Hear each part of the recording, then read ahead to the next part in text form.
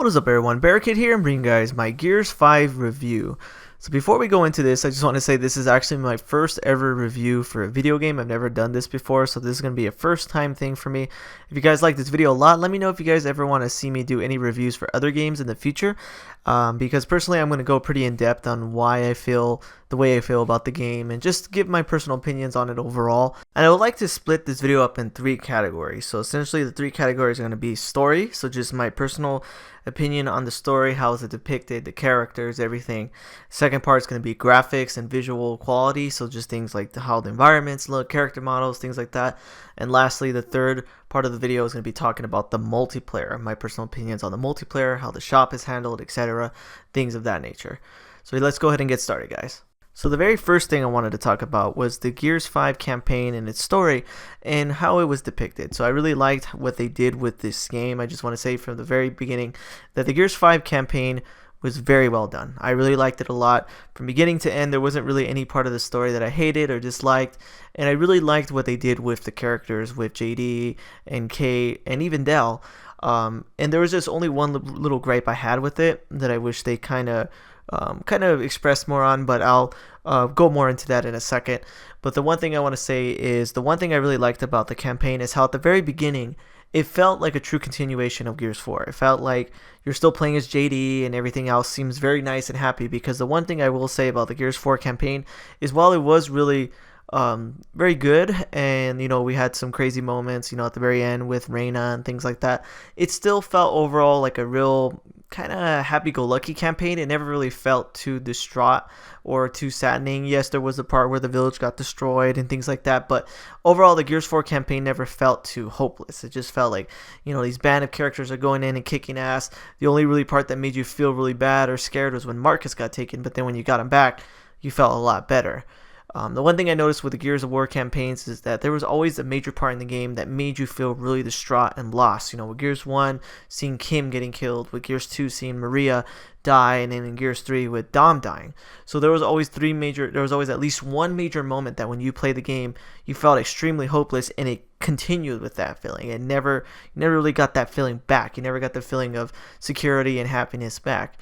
With Gears 4, they kind of messed up a little bit with, giving you that horrible feeling with Marcus being taken, but then giving him right back to us. And I'm glad with that. Don't get me wrong. I'm happy we got Marcus back. I'm glad he's alive. But once he was back, the campaign didn't really feel that distraught. With Gears 5, though, the one thing I really liked a lot about Gears 5 is how we got to see a big change with JD. We saw that he was still the happy-go-lucky character. Nothing was ever really too off or bad for him. And then once after that part when Lizzie Carmine died, his whole character changed. And we got to see this character have a big taste of failure for once. Throughout Gears 4, he kind of just seemed like the golden boy. Nothing ever really bad happened to him, and he was the hero no matter what. And that was the one thing I would say I didn't really like about JD a little bit when it came to Gears 4, is that he felt a little one-dimensional, too happy-go-lucky. We have these characters like Marcus, whose father died in front of him, Dom, whose wife died in front of him, all this crazy stuff, and JD's kind of a little happy-go-lucky, and we needed a little bit more of a dark side to him, and I'm glad that we got that with Gears 5. And then we also got to see even more of his dark past with the situation with Settlement 2 and things like that. So overall, I feel like they did expand on JD's character a lot and made him more of a realistic character. But the one thing I will say is that while we did get this with him, it kind of sucked how they just kind of threw him off on the back burner, and we never really saw too much of him after that part. It kind of just became Kate's game afterwards. I kind of wish he was part of the story a little more. But overall, I did like what they did with JD. When it comes to Kate, though, the one thing I will say is I really loved how they expressed and expanded her, connection with the Queen and the Locust and all of that, and everything about that part of her story was very interesting. And that's the one thing I was getting kind of annoyed with, because people kept saying that Kate as a main character, was a bad idea. They shouldn't do this. They're just trying to make a woman a main character. All these horrible comments. Thing is, it made sense for Kate to be the main character in this one, because she is a direct connection with the Queen and the origin of the Locust, so we can use this character to express that.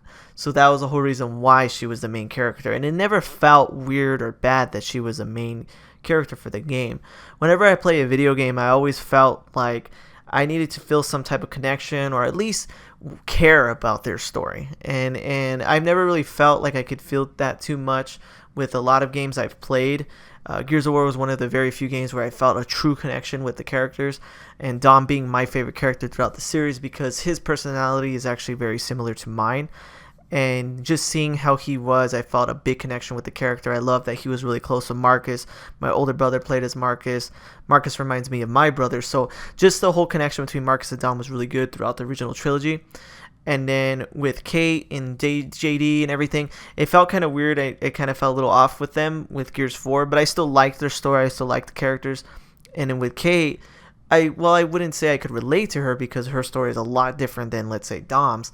I still felt like I really had a decent connection with the character, and I really liked her as the main for this campaign. And I really liked how we got to see through the eyes of her. You know, if you play the Gears 5 campaign but you haven't played as Kate yet, I recommend to really do it because it's really cool to see her, you know, go crazy and have all these crazy nightmares, running into Queen Mira, hearing all her voices in her head. All of that was really interesting to see. And then see her eventually, you know, get out of that to where she was no longer being, you know, controlled by the Swarm or whichever. And then we moved on to the other part of the campaign. But the major thing I really want to talk about also is I love that this game is a huge love letter to the lore of the series. This game, as a guy that's read all the novels, comics, and played all the games, I gotta say this game was definitely number one when it comes to expressing lore and talking about it throughout the game itself, whether it was, you know, going through the New Hope facility, which was extremely nostalgic, I'll talk about that in a second, or just seeing collectibles, which were, you know, pertaining to a lot of other characters in the past. So what I mean by that is in the campaign, as you guys saw, we got to go through the areas and make it back to the New Hope facility. And I gotta say, going through this part of the campaign was phenomenal, and I loved every aspect of it. Being able to see the original main door that Marcus and Dom blew off, got to see different parts of the facility that we never got to see before, and parts from it that we did get to see, but in a new, you know, version of it, new graphics and things like that. I remember seeing, you know, like I said, the main door. We got to see a spot where in the Gears 2 campaign, you're kind of in an open area, and then the wretches come out the door. We came to a spot that was very similar to that, and then we got to even walk over the stasis area where we got to see the old tanks that all the sires came out of. So all of that was extremely cool to see, and it was very, very nostalgic, and even and very creepy because the main thing I really loved is when we walked into that room and we got to see Queen Mira's little room that she was as a child and hear more about her past. When I saw that room, when it showed that picture of that little girl holding hands with a locust, I got chills right down my spine. It was just amazing. Like, I don't know how else to describe it. Just seeing that room, hearing the story, finding out finally the true origin of the locust and the story of Queen Mira was just amazing to finally have. And I gotta say, I really loved how they expressed that story. I love the answers that they gave for it, because I remember always asking myself, why the hell does Queen Mira look like a human when all the locusts are, you know, locusts? They don't look human. Why is this human leading them? It just didn't make sense to me. I never understood why. And then when we finally got this origin, this expression from the New Hope facility in Gears 5, it just felt like everything finally came full circle, and I really liked the idea of how they explained it. And I really hope that they maybe eventually expand a little bit more on Queen Mira's story, maybe in the next game, hopefully. Maybe we can see a cutscene of when she was younger, when Reyna was a baby. Something like that would be really cool, but who knows if they'll ever actually touch up on it. But even if they don't, and this is just what we get for the origin and Mira's past, I'll be okay with it. This was actually really well done. And just once again, going to the New Hope facility was extremely nostalgic, and I loved every second of it. And then when it came to other parts of the campaign, you know, going to the desert, seeing Paddock, and then going back to New Ephira and fighting the Kraken, and all of that was so well done. It felt like a Gears of War game. The one thing that I always loved about Gears games is that they made you feel that you love these characters. You can even start off hating a character and then eventually liking them, like with Foz in Gears 5. First, I didn't like Foz. Foz annoyed the shit out of me when he tried to fight JD, and then how he was being a total jerk to the civilians and to Dal. But then after that part where he saved Dal's life, and then eventually, you know, went on to be very helpful and actually nice, it was really cool to finally, you know, once again have a character where I hated the dude and now I like the dude. And That's the thing I like about the Gears of War campaigns that this game did as well, is that they make you feel for these characters, they make you love these characters, and then seeing them band together to fight this ridiculous enemy was just always something I always loved about this series. And that's what they did in this game. They made you feel like you were a part of something, you were a part of this battle, and it was very, very well done. And then towards the end of the game, when you see the situation that you're put in, unfortunately, to choose between JD or Dell, and in making that decision, all of that was very heart-wrenching. No matter who you chose, no matter who you picked, you felt like crap afterwards. And even if it was a character, even if you didn't like JD anymore, let's just put it this way, I picked Dell to die, so JD survived, and I did it because I wanted to do it for Marcus. But I felt like crap afterwards, knowing that I killed Dell, a very good and helpful, nice character that was there by Kate's side when no one else was. I felt like I just caused a big betrayal. I just felt like crap afterwards. And then seeing, JD's reaction, seeing the scene with Marcus and, hugging JD and expressing, basically telling him, I know how it feels to lose my best friend. We're in the same boat now. And that just feels like JD is finally coming around. JD's finally coming around to that legend, that name of Marcus Phoenix, JD Phoenix. He's living up to that Phoenix name now. He knows how it feels to be like his dad. And all of that was really, really saddening and really great. They just expressed every single aspect of that very well. And even if you didn't choose to save JD, maybe if you chose to save Dell, even that part, even that expression would at least make you feel really bad when you saw Marcus, because you just killed the main character's son, and now you have to see him lose another person in his life. So no matter what decision you made, you had to at least feel a little bad. And I love that they, expressed the characters in this way and gave us a situation that we never had before. We never got to choose that, we never got to choose to save Dom or something like that in the previous games. I would love to save Dom, but he's my favorite character. But you get what I'm saying. We got something new with this game, and no matter what you chose, you realize that it broke your heart either way. And on a more positive note, a less saddening note, the one thing I really wanted to talk about the campaign is that, like I said earlier, this campaign had so much lore in it. It was a gigantic love letter to people that love the story and the lore when it came to, going back to, the new Ephyra, but right before it, you can see old Ephyra. You see Chap's old gas station destroyed. We get to see a lot of homage to a lot of the old characters with all these collectibles. I made a video about it. I don't know if you guys don't know this. There's an Easter egg where if you collect all certain collectibles that are pertaining to specific characters that died throughout the series, you put them at a memorial, and then you get to see basically their spirit, and it plays like this little, the Gears of War sound effect, and just you get to hear their voices again. Like, all of that was really cool. They didn't need to do that, but the fact that they, basically expressed their love for all these characters that unfortunately have passed away throughout the series, to me, that was a big love letter to fans of the lore. And being able to see these collectibles and read them and, go throughout the game. And not even just those collectibles. There's a lot of collectibles in the game that has to do with the story and the lore. And then, going back to New Hope Facility, like I said earlier, there were so many aspects of the game that talked about previous titles, previous characters, and then the fact that we even got to see a lot of things from the past, like Paddock. I never thought in a million years we would see Paddock in another Gears of War game, but seeing him be a part of this story, he was actually really good, and I really liked how his character was for this game. And this is coming from a guy that didn't even really like Gears of War Judgment. Gears of War Judgment was okay, but the fact that we got to see Paddock and see how he was really cool. That dude's probably like 100 years old, but yet he's still out there kicking ass. So it was really cool to see that and be able to go to a part where the UIR are more prominent with the desert and just things like that. They express so many things that we've always wondered what was like, and they just straight up showed them in this game. So overall, guys, I just want to say that I really love the Gears 5 campaign. I can't really sit there and think of really any aspect of it that I didn't like. The story was very well done.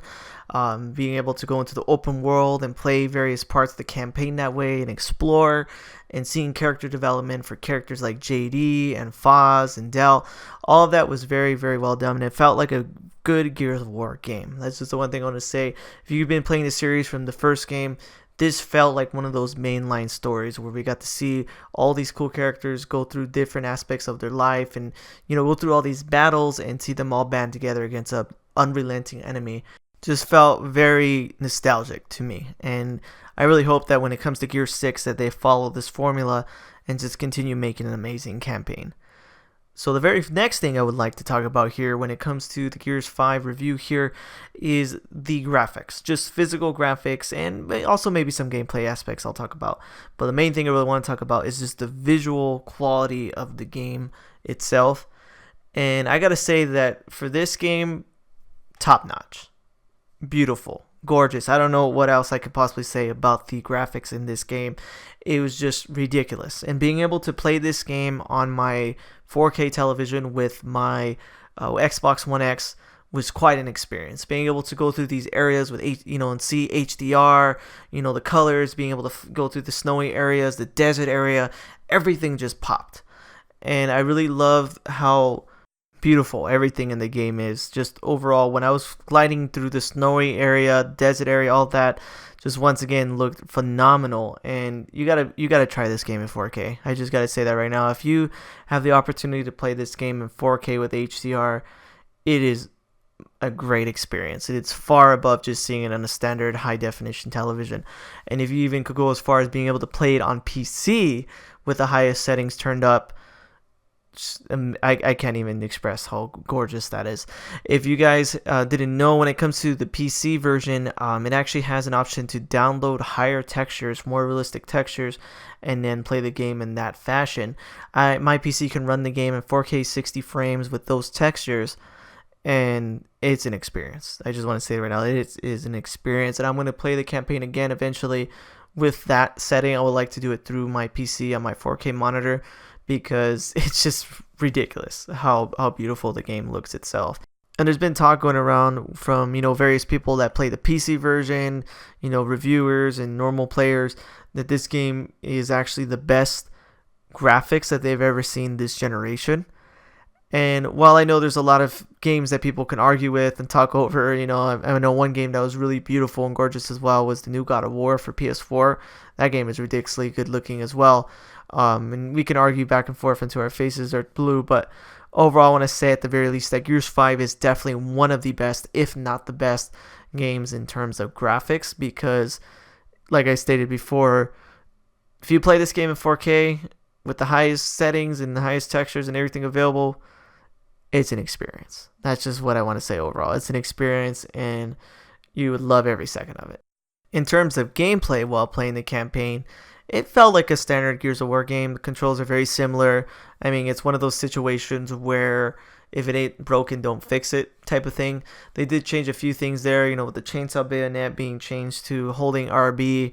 But overall, besides that, it's pretty much the same formula. There's really no difference, really. I mean, every Gears of War game has their own distinct feel in terms of speed, taking cover, shooting, aiming, all that. But overall, it's a Gears game. There's really nothing else I can really say that there in terms of actual gameplay when it comes to moving your character and how it feels. Now, when it comes to actually just how fun it was really great as well. Exploring the areas, using these newer weapons like the claw, things like that was very well done when it came to the new aspects of the gameplay. I really liked how in the Gears 5 campaign that the third player can be played as Jack. That was the very first thing for this series, and my buddy played as Jack throughout the whole campaign for us, and he had a great time. And he actually jumped at the chance of playing as Jack, and he loved every single second of it. So I really love that they added this part of the campaign. And I feel like the whole thing with Jack, it's like it could be fun either way. If you're playing solo and you're able to control Jack, I've played that myself, and it's actually pretty dang fun. It gives a new aspect to it, being able to control, time your attacks, and things like that. But with having a player do it, it also makes a new aspect where, you tell your friend, hey, help me do this or something like that. and then they help you. So it made it a lot different because it's not just another person holding a gun and shooting.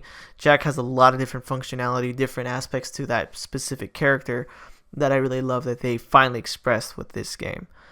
And so overall, once again, guys, so far in this review, I've been doing a lot of praise and loving this game, but now we're going to kind of take it back a notch a second here. Take it back a notch, and we're going to kind of talk about the multiplayer here, because I'm not saying the multiplayer is bad. Don't get me wrong. I love the multiplayer so far, but there is a few things that I feel like I need to express and give my honest opinions about. So we'll talk about the good first. Let's get the good part out of the way.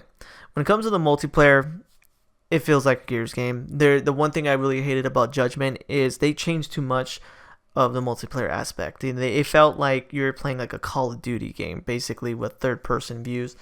And then when it came to Gears 4, they kind of brought back the formula. But I don't know what it was exactly about Gears 4. I didn't really, something about it, the multiplayer never really stuck with me. I didn't really even play the multiplayer that much. After a few years after it came out, I kind of just dropped the game, to be 100% honest with you. And with Gears 5, me and my friends have been playing it. The last time we played it together, we played it for about 7-8 hours straight, and we had an amazing time. And just, the maps, weapons, things like that, everything about the multiplayer is a Gears game. It feels like a traditional Gears of War game, and just, being able to run, push weapons, work together, use all these new items and everything, it felt really damn fun. It's just a fun Gears of War multiplayer. But there is a few things that I really feel like I need to express that, may sound kind of mean at times, but I just feel like as a guy that's been playing this series for so long and dedicated so much time to it, I gotta give my honest opinion. I'm not gonna sit there and sugarcoat it when it comes to this. And the very first thing is, when it comes to the multiplayer and the characters and everything, it feels severely lacking, even in comparison to Gears 4. When it came to Gears 4, we got 10 maps on release, and one of them was Gridlock, but it was still mostly new maps. It was actually really well done when it came to that. And then when it came to Gears 5, I believe we only have 7 maps, and then they have, I believe, 3 or 4 or so that you can only play in Horde, which are remakes from Gears 4. So essentially we only got about 7 new maps, which is actually less than what we got back when Gears 4 was released. And then the major thing that's been annoying me even more than that is the fact that when it comes to the characters, like the characters you can, unlock or whichever, that feels so much less than what it was in Gears 4. If I remember in Gears 4, right off the bat when the game first came out, you kind of had your base characters like JD, Dal, etc. And then you could unlock other characters by using scrap. And it had a big list right from the get-go of characters that you can unlock. And they were kind of hard to get, but they were still something that you can aim for and try to get. With Gears 5, you only have, a very small amount of characters. A big chunk of them are guest characters. And then the ones you can unlock are just variations of the same characters. So you got, different versions of JD or Kate that you can get through the My Tour. But there's a lot of characters that they could have added from the get-go to make the game feel a lot more alive. And I don't know how many times I've played this game and I've seen so many repeats of the same character on my team. I've seen so many Kates, so many JDs, so many Dells. And it's because there's a huge lack of characters to play as. When Gears 3 came out, you saw everyone playing as different characters, even on release, because there were so many characters you can play as. And then in Gears 4, pretty much as well, because you can unlock these characters. I remember right off the bat when Gears 4 just came out, I was very happy to see that I could unlock a version of Dom, the Commando Dom from the Pendulum Wars. And I was really happy to build it. I worked really hard to get the scrap, and I unlocked him like instantly, because he was a character I wanted, and I was so happy to be able to have him right off the bat. In Gears 5, you kind of have all these characters, like a few characters from campaign, a few from the escape mode, and then guest characters. And it's like, I don't know, it just feels extremely lacking when it comes to that. And then on top of it, on the Locust or Swarm side, you kind of have all these basic characters, and then there's like literally no Locust. If you want to play as an actual Locust character, you need to be able to have ROM, which I have, from doing the Gears 4 challenges. But if you don't have that particular character, there's literally zero Locust characters. It's just Swarm only. And I feel like the multiplayer, when in terms of characters, could have been way better by simply just adding 3 more characters to each side right off the bat. We could have, on the COG side, we could have had Paddock, Onyx Guard, and Lizzie Carmine. Imagine seeing those three characters right off the bat in Gears 5, being able to play them or at least unlock them by, using scrap or something like that. That would have been really cool to see that as an option from the get-go. And then when it comes to the swarm side, they could easily have just had, a standard locust drone, grenadier, and a sniper. Just having those three extra characters in there on each side would have made the game feel a lot more, I guess, expansive, I guess is the word I'm looking for, bigger, and be able to see more characters in multiplayer, while you play it. It feels kind of annoying when I want to hop in as Kate because she's the character I play as right now until they give me Dom, hopefully. And then seeing like 4 other Kates on my team. It's like, I've never felt that way. I've never seen that happen while playing a Gears of War game before. And there was always so much characters in multiplayer that you can either play as from the get-go or at the very least unlock, and it just feels like when it comes to that aspect of multiplayer, it's once again severely lacking. And then the other thing that's kind of annoying is how they keep pushing for the emotes and the blood sprays. To be honest with you, 100% honest with you, I don't see a use for either one of those two things. I really don't. I never emote. This isn't Fortnite. I don't ever do anything like that while playing Gears 5. I maybe do it like before a match just to be stupid, or at the very end of a match, but that's it. I never body someone and then immediately throw a thumbs up or something stupid like that. I always feel like the emotes are a little cringy. I don't know, to be 100% honest with you, I just feel like it shouldn't even be in this game. And then the blood sprays, at least right now at this point in time, are kind of useless. I know that they stated that, I don't know if you noticed, but they stated in the one of the articles for Gears 5 that they're going to expand the blood sprays to where when you kill someone, it pops up on the screen. That's cool. If they really do that, that's something that's actually pretty cool. That'll make the blood spray feel at least more unique and, meaningful. If you have, like a flip-off blood spray and you body someone and they have to stare at a finger or, just something cool like that, that would be really, more expansive on it. But right now at this point in time, it's just kind of eh. And then when it comes to the emotes, once again, I just feel like they're so cringy. I'll never use them. You may see me do it from time to time in a video, but I never felt like they belonged in a Gears game. I don't know. That's just my personal opinion. You guys can tell me how you feel about it when it comes to emotes.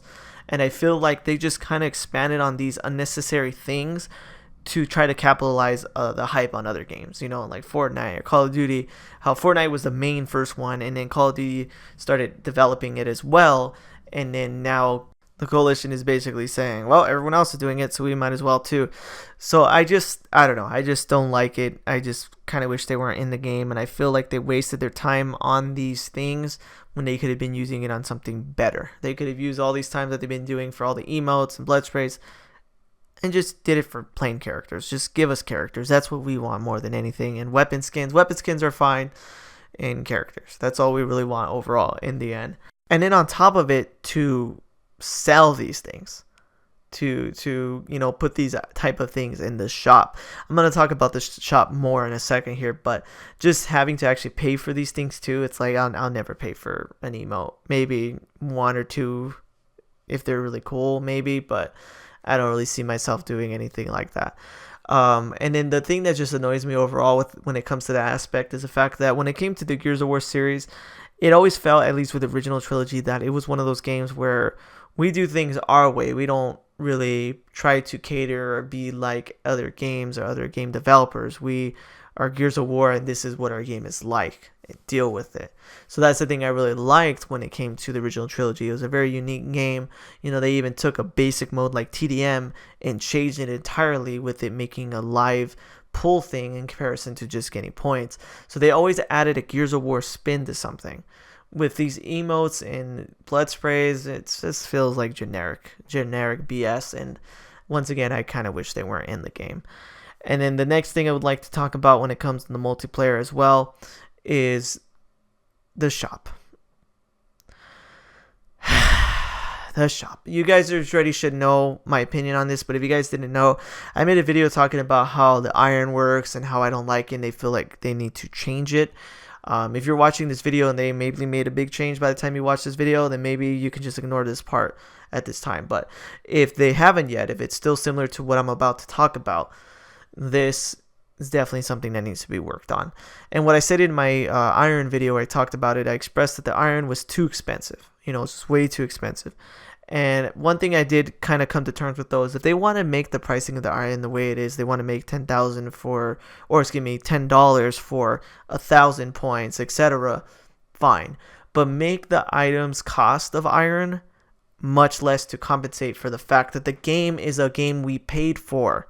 No matter what amount we paid, whether it was $1 for Game Pass or $60 for the game or $80 for the game or buying the console like I did, no matter what, we put some type of money for this game. And then for them to go and charge Fortnite prices for emotes and expressions and all this other stuff, it just felt super anti-consumer, and I don't like it whatsoever.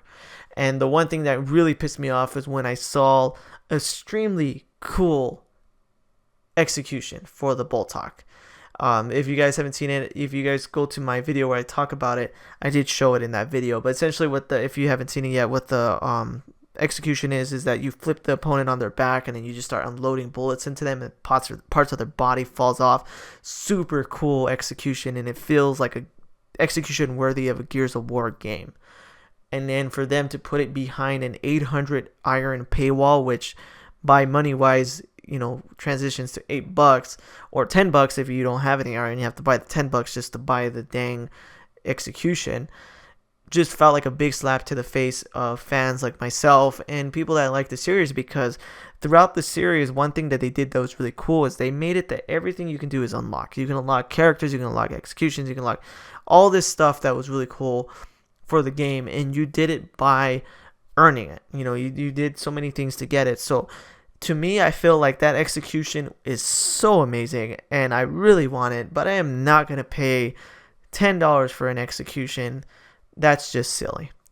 And I feel like that execution would have had more weight to it if it was something that you earned. Imagine if they had execution locked behind a thing where you can essentially unlock that execution by getting 1,000 headshots. Let's just say, just throw that out there.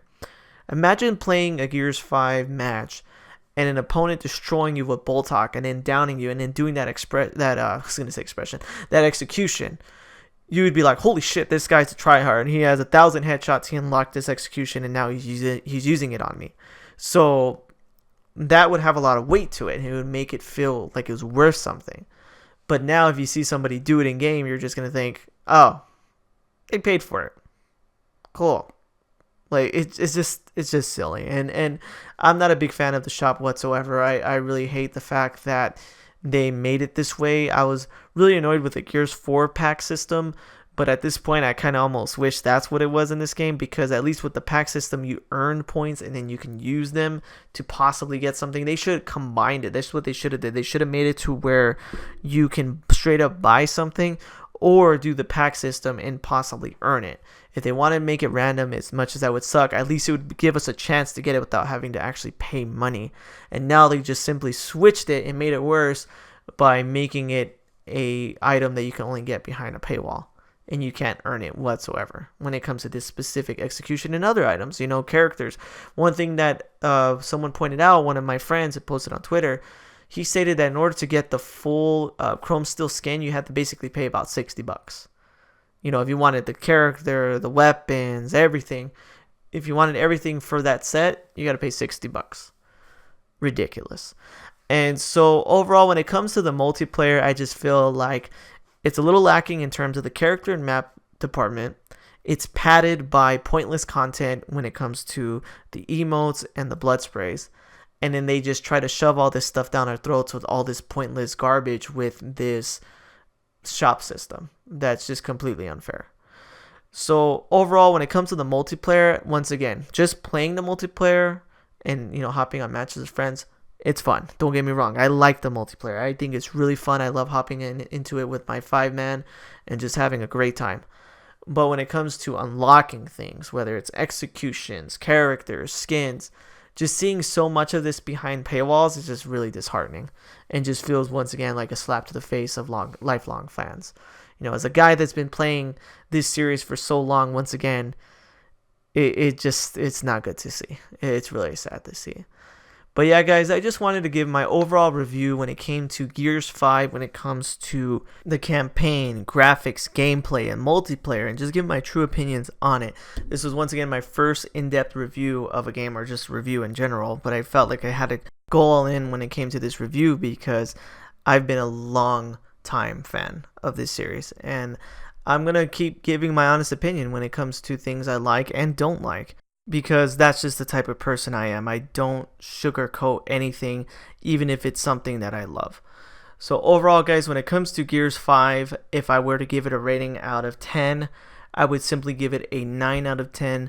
Phenomenal campaign, phenomenal story, phenomenal graphics, great gameplay, and I love this game so much. But when it comes to the multiplayer, I just have to be honest with you and say that I feel like it's severely lacking in various aspects, and the shop system is a freaking joke. But yeah, guys, if you guys like this video, please definitely hit that like button and subscribe, and tell me what you guys think about my review. Do you guys agree on my aspects of the story, campaign, multiplayer, and gameplay? Let me know what you guys think in the comments below. And also, if you guys like this video, hit that notification bell so anytime I make a video, you guys can be notified. Anyways, guys, thanks for watching, and take it easy. Thanks for watching this video. If you want to see my most recent Gears of War video, hit that link on the left. If you want to see any of my other content, hit that link on the right. Thanks for watching, guys.